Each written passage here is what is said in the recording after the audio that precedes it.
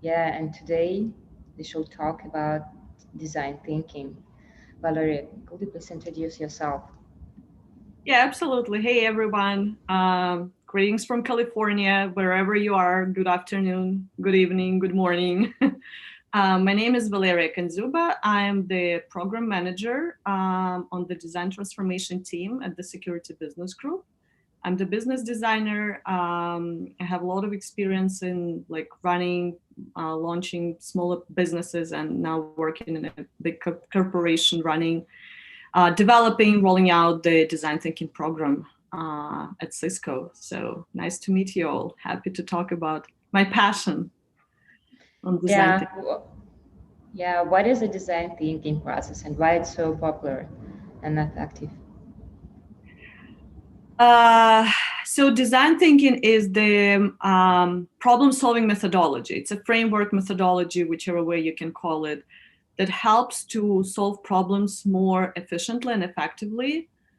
It allows for great collaboration, cross-functional collaboration between teams, and its user-centric approach, which is the most important part. And that's what makes it really popular and effective, because today, whatever we develop, whatever we create, whether it's a product for the market that we will sell as the company, and no matter big or small, or whether it's something that we just produce as the result of our everyday work, right? Like not necessarily even the product for the market, but putting together the presentation or setting up an event or rolling some policies across the companies or setting up some onboarding process, whatever is that, right? Like we produce something as the result of our work, and that always affects people, and that there always will be someone who will be interacting with whatever we're producing, who will be affected in certain way. So, and it's who is always a human being, it's a user. So design thinking puts the user in the center of the process, and with the design thinking methodology and approach, we first ask ourselves what the user needs are, and once we understand that, then we can build whatever we're building, whatever we're creating around those needs, so that once the product is ready, it's definitely something that the user wants and that the user needs and that he will consume afterwards. So that's that's why design thinking is super efficient and effective. On top that, it allows for, as I mentioned, for a lot of collaboration between the teams, which is absolutely necessary right now, because the problems we're all trying to solve in our life and businesses are very complex, and it's not something that can be solved just by one function or by one person. It's always a collaboration of different minds and different perspectives to make to figure out those complex problems and come up with really effective solutions. And what is the difference between the solution-based and problem-based thinking, and how it's look like the relationship between the design thinking and UX design? Okay, so let's break it down a little bit. UX design is about the outcome of designing. It's about the act and outcome of designing. It doesn't specify any specific process of how you want to approach creating that design, that outcome. While design thinking is the process, is the methodology that allows us to find those user needs and the problems, the right problems to solve. And it's super crucial because so UX designers use or might use the design thinking as one of the methodologies that they can apply in their work. And it's super crucial to understand, again, what is the right problem that we're trying to solve when we are designing whatever is that. And that's what you can do with the help of design thinking, finding the right problem to solve. Because, and that's where the difference between the problem, what was the way that you put it, a problem solving versus problem oriented versus solution oriented. So that's the difference between between those two is because you can create whichever solution, great solution you think about, but if it doesn't address the user need and if it doesn't solve for the user problem, then no one would want that solution.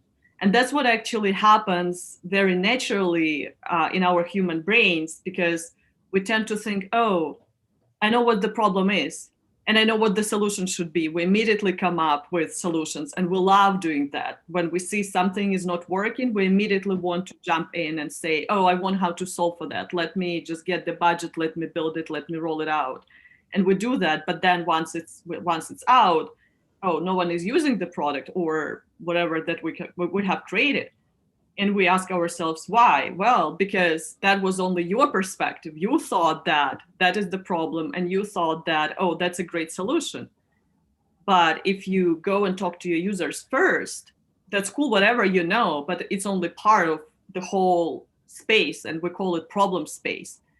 But then if you will include other voices, if you will go and talk to the users, if you will include other functions that need to be part of that conversation, you will open up the whole universe of things that you didn't know about, like you didn't know about.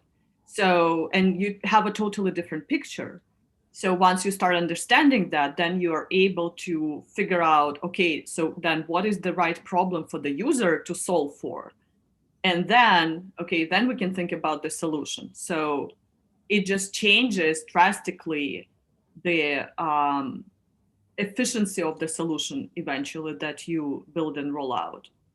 So that's I would say the difference. And the empathy piece is like a huge one here, right? Because that's how you start understanding those needs, and that's what helps you to get into we call it like get into the user's shoes, understanding the user experience, what the user is going through right now, what are his actual problems, so that then you can solve for those problems and for those needs. So that's I would say the difference between the problem-oriented and solution-oriented approach. How do design thinking, lean, and agile work together? What's going on in design thinking? That's a great question that we very, very often hear, and they complement each other. They work perfectly well because, again, design thinking as the methodology aims at finding the right problem to solve. And once you've done that, then you can apply all the beauties of agile, lean, and everything to solve for that problem. So design thinking is the process that should happen upfront, understanding what are we solving for, who is our user, what are the needs, what are the problems that we will prioritize, and then apply the process and the techniques and the agile and lean. And like the real life, like if you look at the design thinking framework, which consists of multiple phases, and if you Google, you will find a few different ones. At Cisco, we adapted the design thinking framework to our specific business needs, and we talk about three main phases: discover, define, and explore. So if you look at the framework, initially it might look like a very linear process, while in real life it's very hard to apply because we often are already in the middle of the project, and the engineering team is already, for example, having some solution in place that they're trying to improve or do something with, like make it more efficient, or make sure that it addresses the right needs of the user. So if you think about the design thinking process as in terms of modes, that each of the phase is like a separate mode with a set of tools that you can pull out at any moment wherever you are in your agile process. You can pull out those tools from this toolbox and apply to help you in that particular moment with that particular part of the project to untangle whatever you have there. So again, like design thinking comes in as that toolbox that can help you wherever you are in your with your work. So yeah, that's like right hand and left hand, like they just work together. Yeah. What do you think about what is the big problem in design thinking during the pandemic and what's going on with remote work?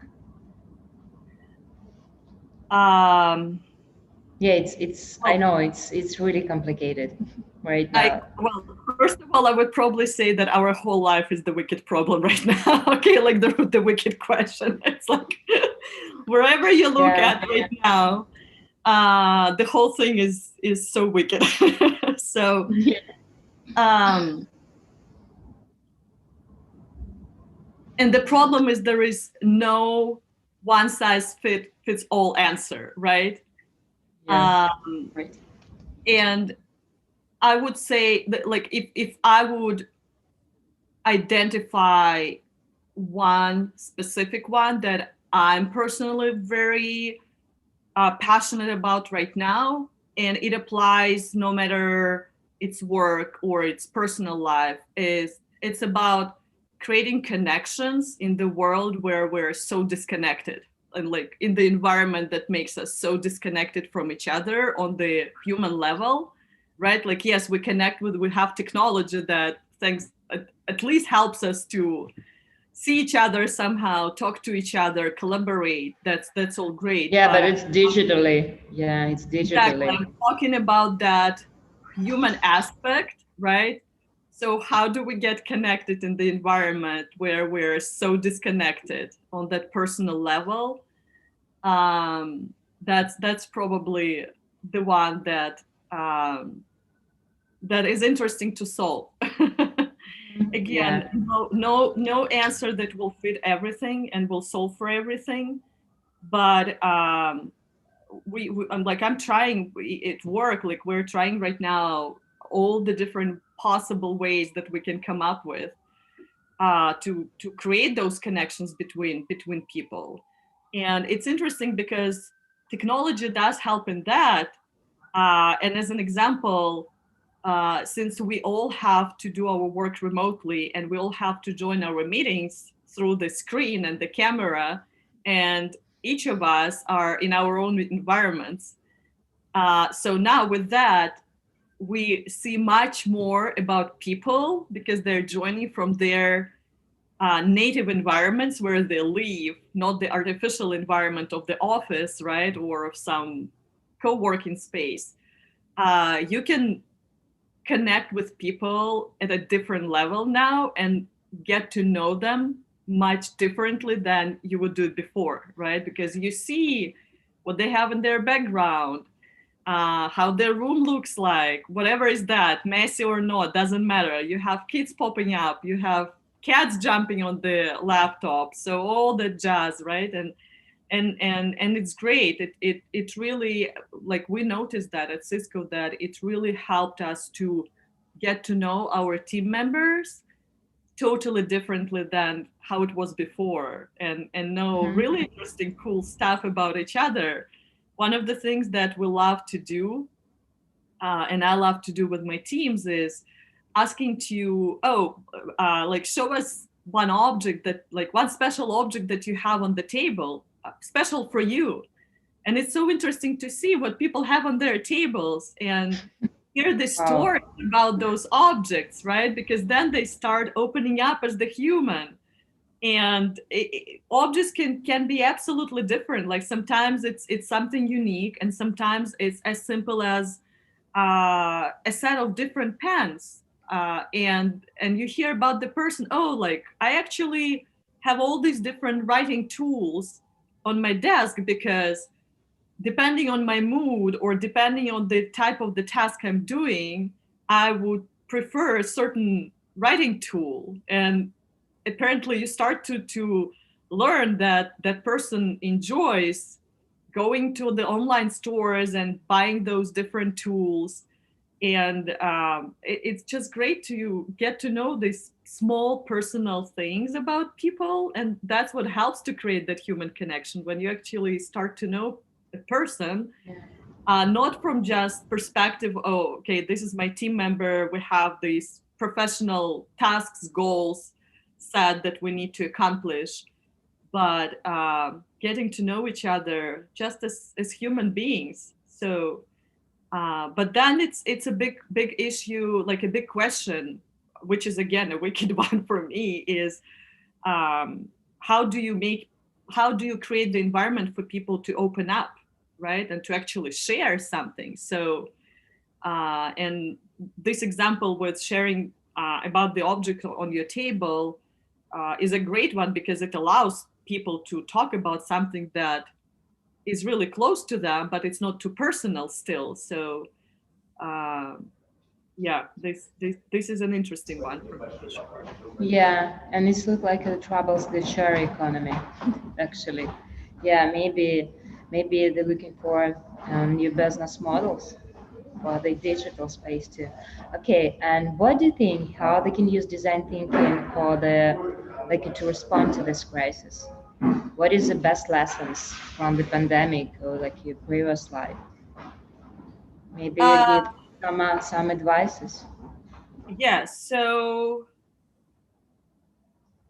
I think empathy as is needed as never before.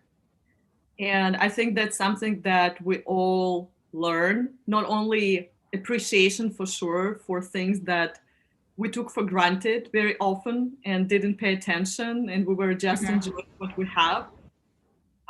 I think for a lot of people right now, it has been like a huge lesson to recognize things that we enjoyed before and now we cannot have them and we really want them.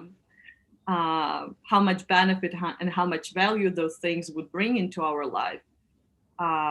But definitely a lot about empathy. And I just published an article on Medium where I'm sharing my previous experience of immigration, how we moved to the United States 6.5 years ago, and how actually the principle of empathy, building that empathy, experimentation, and iteration helped us to go through.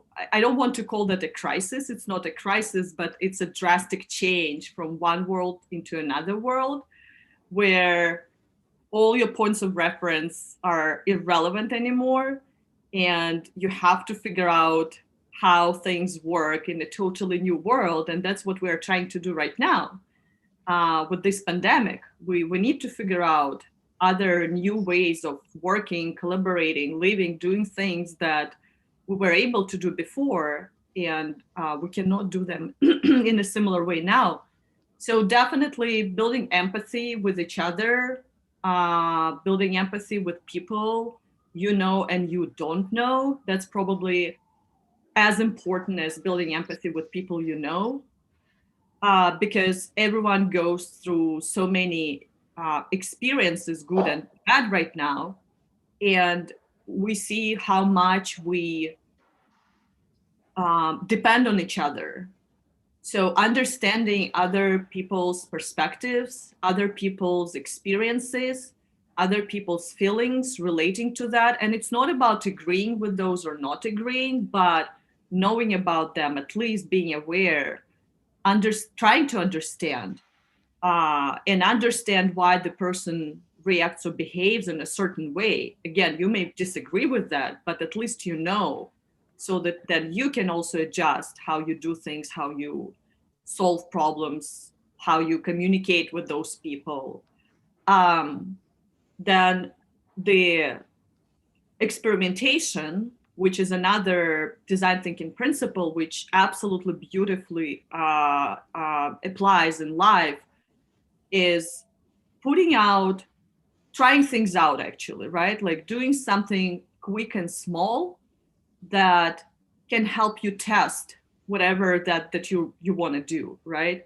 Not thinking big upfront, not trying to build big solutions or make big changes, make big decisions, but figuring out, okay, how can you quickly test whatever is that you want to do and see how that works.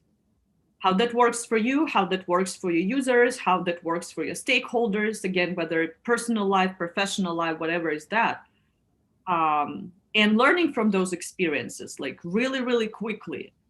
And learning is not about confirming that you're right, but actually really being open-minded and ready to learn that, oh, something is not the way you want it to be, or the thing works not the way you'd like it to work, or your user is not reacting to your solution in a way you would want them, right? And understanding what drives that reaction, what are the behaviors that sit behind that reaction, so that you can adjust and you can make the solution so that it fits for the user needs again.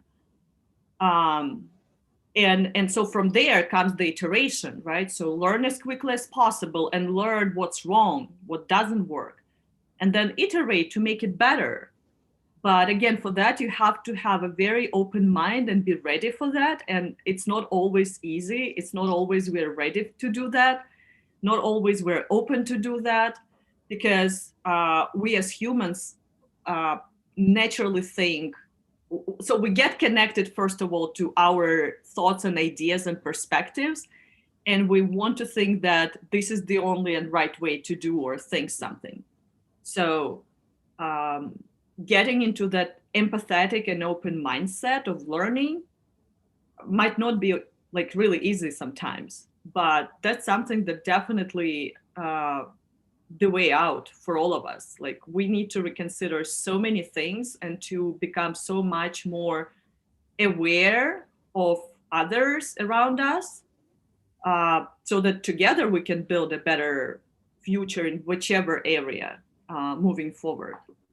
So Yeah, empathy, experimentation, empathy. and iteration, for sure. Three things that in small things, like taking small steps with these principles. I think that's what we can do. That's what feasible, and that's what will help us. Mm-hmm. And next question, how can design thinking help reboot our personal life, or maybe professional, maybe should be advice for the startups, and something new about create like our new normal life that benefit everyone, something sustainable maybe. What do you think? So I probably, like, this question also relates to my previous Yeah, yeah, explanation, yeah.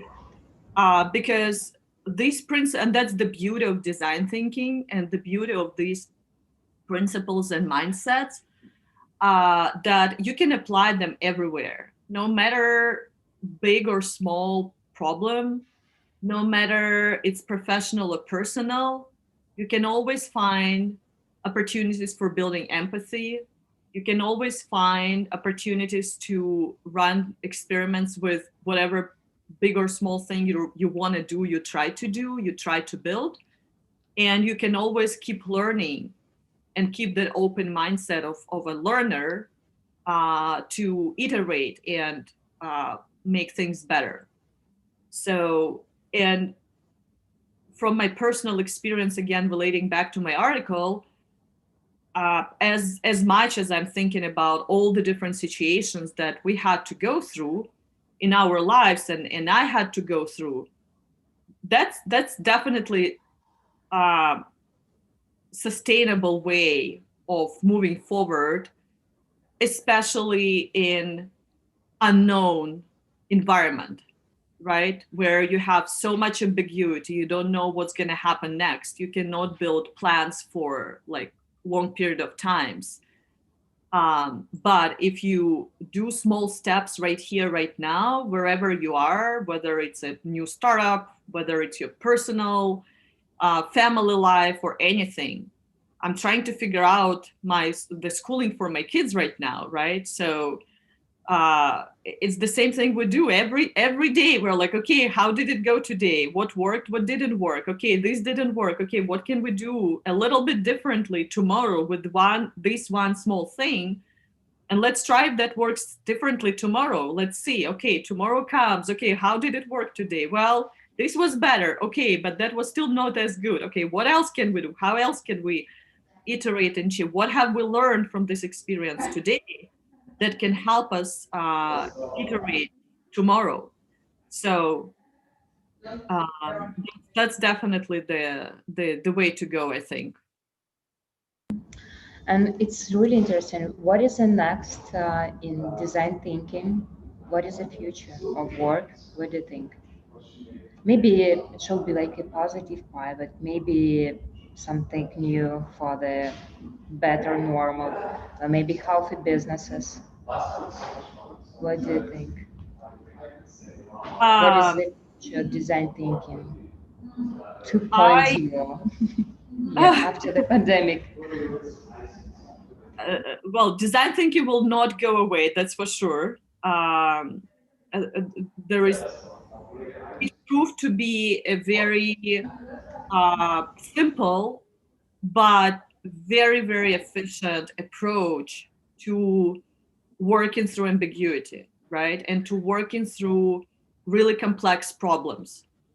Because the thing that happens when we face big challenges, complex challenges, is that we often freeze facing those, right? We don't know what to do. We don't know how to approach that huge thing, from which side. How do I solve for that? I have no clue. So, design thinking tools are the tools that help you to break down that complexity into smaller pieces and understand all that problem space very um, in a very detailed manner, so that then once you start understanding that, you can prioritize and you can figure out where do you want to focus your resources.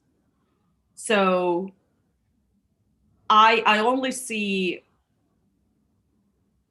like more and more application of design thinking for sure moving forward. And it's been a like a big um like it's been a lot of the different companies that setting up the programs, design thinking programs, investing into developing design thinking programs, small companies, big corporations, design thinkers as the profession starts being on the market, and the roles like design thinkers as the role um, establishes itself in the companies. So um, I mean I don't. It's been it's been around for a few decades already, and it would only be more and more applicable as the world, with all the globalization happening, as we need to work together more than ever, as we need diversity of thoughts and perspectives more than ever in solving the problems. Because again, like, we need to cover um, such a vast range of population as we're solving for problems, whichever, especially if we're talking about big global problems like in education and travel and like really big problems. So um, the diversity is like a huge part of that, and design thinking is definitely the tool and the framework that brings that diversity together, and it allows people to be heard. It allows people to have their voice in the conversation, and it allows people to hear others, right? So and that's what creates that collaboration environment um, with design thinking. Let's talk about insights uh, for this year and beyond 15 years. Where do you see the tech industry going in the next maybe 2, 3 years plus 15? What do you think? Oh God. um, well, tech industries. I mean, it's very broad, right? Like education, maybe mobility, robotics, VR and AR, of course, cybersecurity, and a lot of great things in green energy. Yeah. uh, definitely a huge transition to the cloud, Mm-hmm. probably pretty much like all the areas, right?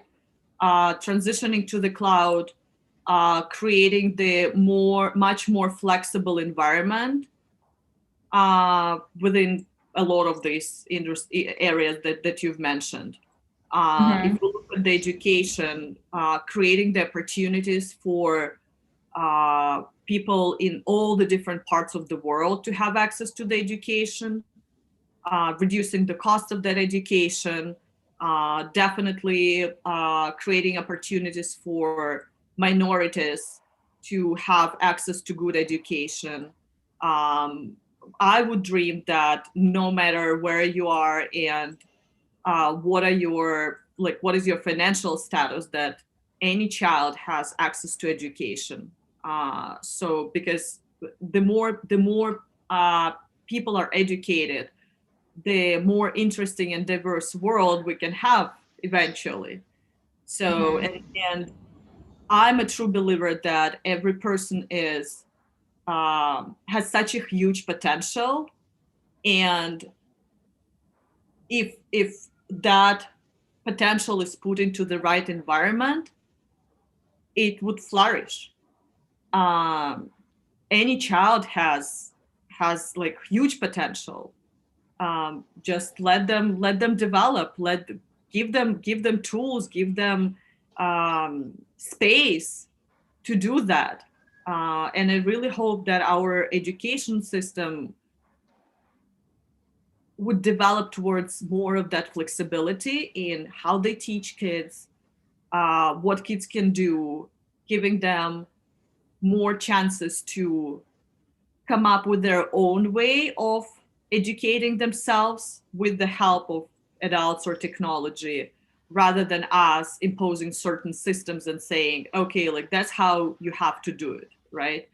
Because it's painful to see kids at school when they're bored, because that's supposed to be interesting. That's a new knowledge that should be exciting. But you often see like their bored eyes and they're like, oh, that's a boring math. That's a like whatever. I don't know what's going on in that class. And especially now as they're all at home and they don't see their peers, and that was like a big part of the schooling experience. They just see the screen. They're like, oh, they're bored. So um, I would love to see more flexibility for kids and opportunities to step out, to step away from um, the system that has very strict boundaries, and give them more flexibility and allowing more creativity, and allowing for them to choose their way of educating and of learning. I would That's probably the better way to say. Um, so yeah, that's Yeah. Yes, education education for. is really important. It's great opportunity for the social impact too. And what do you think if you talk about post-pandemic era? What is your further thinking strategy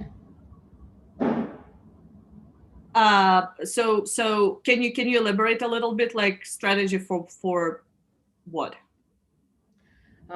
for the business and for the personal life, and how we can use digital design thinking and digital? Um, What is the strategy yet after the pandemic in the big picture? you know what, I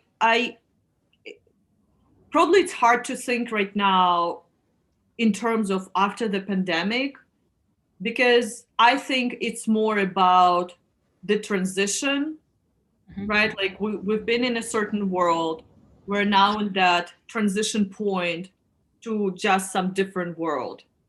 I don't think like, and maybe we need to clarify, if we talk about after pandemic, Are we thinking that things will be back to how they were? I hope no. Yeah.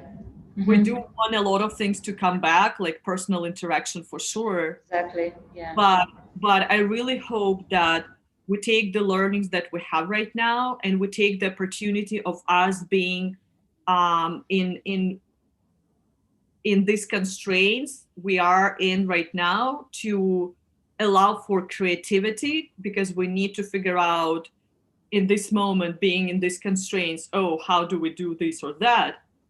And it allows for Exactly. really unusual and creative solutions to come up, so that then we can take them moving forward. I really hope that we will not be thinking about the after pandemic as something that, okay, like let's wait until certain moment when things just come back to how they were. I really want to think that this is our opportunity to transition, and it's hard. It's hard, um, at all the levels: personal, professional, businesses, families. But we really need to take this chance and make things better for the future. I don't want to think that, okay, that was pre-pandemic, now this is pandemic, and then after pandemic we'll just come back. So definitely, allowing for more creativity, to make things better. That's something that I would expect to happen. And that better can be different, right, in different areas for different people. It would be different for some people. It's about improving their just how they eat and what they eat, right? Because Yes. now Exactly. not always you can go and buy food, like in the fast food chain. So okay, maybe you need to think about, and okay, people started cooking more in their houses, and I hope that's a good healthy habit that will stay with them post pandemic, right? They won't come back to their old habits. um, so taking all these good things, that these good chances that we have right now, and transforming those into something better, I hope that will continue on and on. And that we now all have a great example of how we can actually do that, right? Because we were so comfortable in our lives, doing our own things, yes, creating something, like solving for some problems. But right now it's like a snowball of complex questions and problems that we have, that everyone has to participate and everyone can play a part. There are so many opportunities for people who normally would not have those opportunities to solve for big or small, within your small world or in your bigger world. Let's take those opportunities. Let's just Yeah. do that. And last question.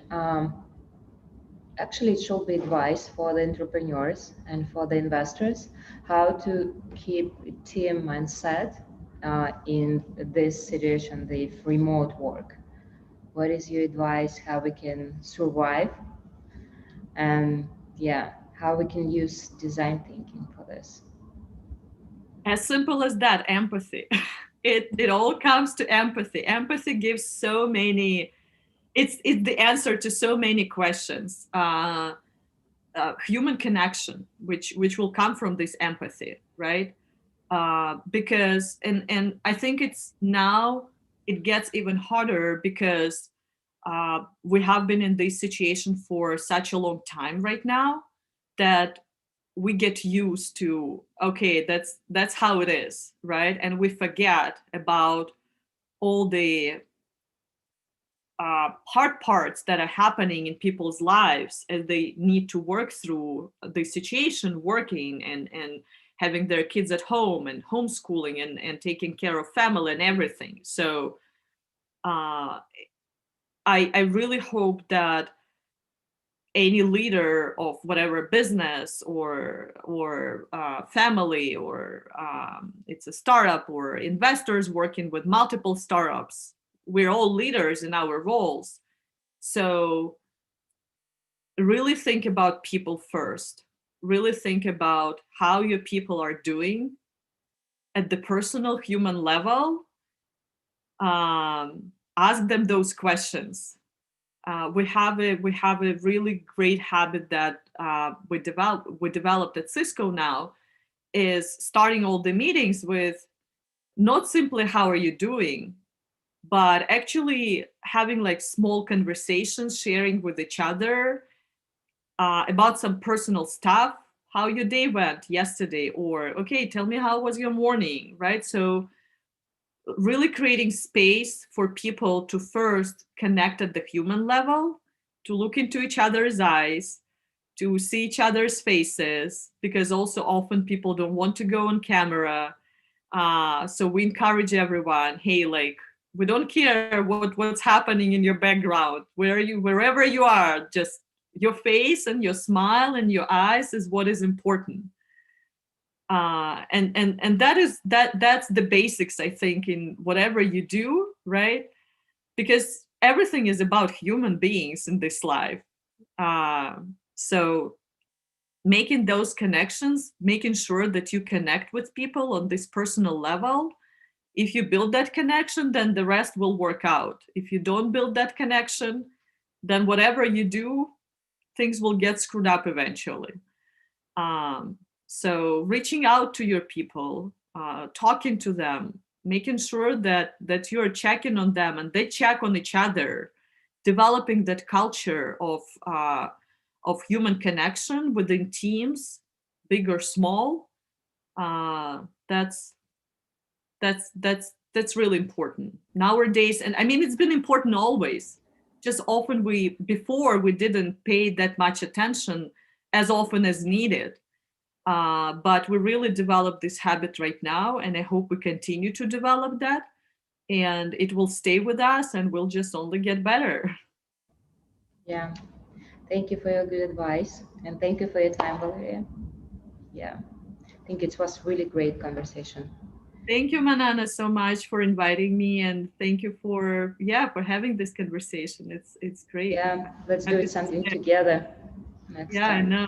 Yeah, Yeah, this was amazing. Thank you so much. Bye yeah, bye. you're welcome. Bye bye. Have a good day.